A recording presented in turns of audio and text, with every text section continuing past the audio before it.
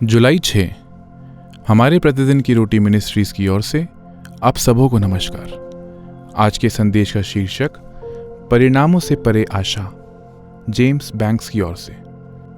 आज के पवित्र शास्त्र का भाग गिनती की पुस्तक अध्याय 20 पद 2 से 12।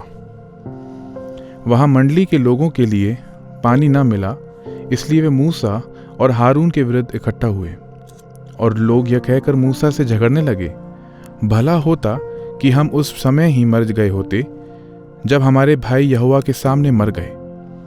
और तुम यहोवा की मंडली को इस जंगल में क्यों ले आए हो कि हम अपने पशुओं समेत यहाँ पर मर जाएं? और तुमने हमको मिस्र से क्यों निकाल कर इस बुरे स्थान में पहुँचाया है? वहाँ तो बीज या अंजीर या दाखलताएं या अनार कुछ नहीं है, यहाँ तक कि पीने का कुछ भी पानी नहीं। तब मूसा और हारून मंडली के सामने से मिलाप वाले तंबू के द्वार पर जाकर अपने मुंह के बल गिरे और यहोवा का तेज उनको दिखाई दिया।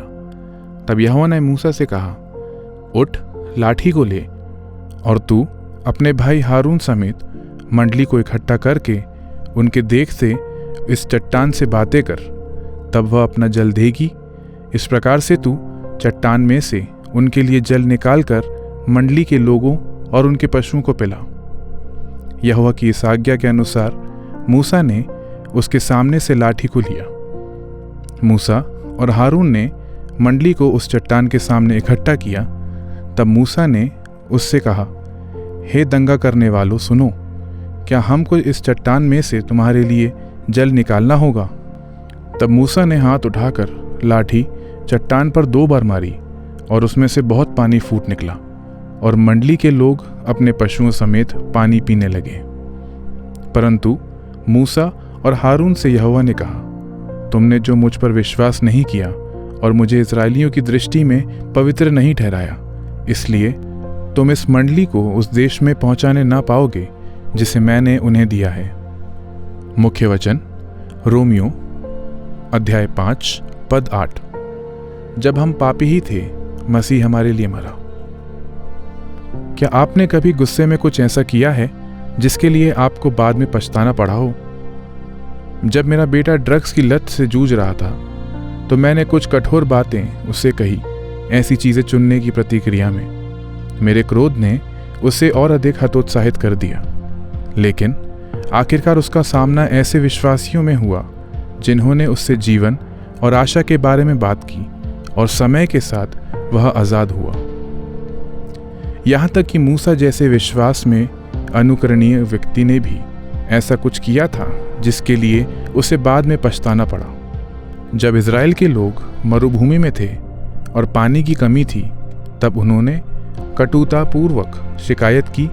इसलिए परमेश्वर ने मूसा और हारून को विशिष्ट निर्देश दिए, मंडली को इकट्ठा करके उनके देखते उस चट्टान से बातें कर, तब वह अपना जल देगी। लेकिन मूसा ने क्रोध में प्रतिक्रिया व्यक्त करते हुए परमेश्वर के बजाय खुद को और हारून को आश्चर्य कर्म करने का श्रेय दिया। सुनो, तुम विद्रोहियों, क्या हमको इस चट्टान से तुम्हारे लिए जल निकालना होगा? फिर उसने सीधे तौर पर परमेश्वर की अवज्ञा की ओर अपना हाथ उठाकर लाठी चट्टान पर 2 बार मारी।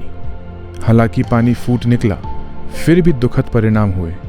ना तो मूसा और ना ही हारून को उस देश में प्रवेश करने की अनुमति थी जिसका वादा परमेश्वर ने अपने लोगों से किया था। लेकिन वह फिर भी दयालु था। उसने मूसा को इसे दूर से देखने की अनुमति दी। मूसा की तरह परमेश्वर अभी भी दयापूर्वक हमारी अनाज्ञाकारिता को रेगिस्तान में हमसे मिलाता है। यीशु की मृत्यु और पुनरुत्थान के द्वारा हमें क्षमा और आशा प्रदान करता है।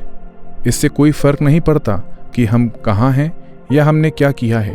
अगर हम उसकी ओर मुड़ते हैं तो वह हमें जीवन में ले जाता है। परमेश्वर ने आप पर कौन सी अयोग्य कृपा की है? आज आप उसकी दयालुता को किसी के साथ कैसे साझा कर सकते हैं? हे प्रिय पिता, आपका धन्यवाद कि कठिन परिणामों के बावजूद आप मुझे अनंत काल की आशा देते हैं। आमीन।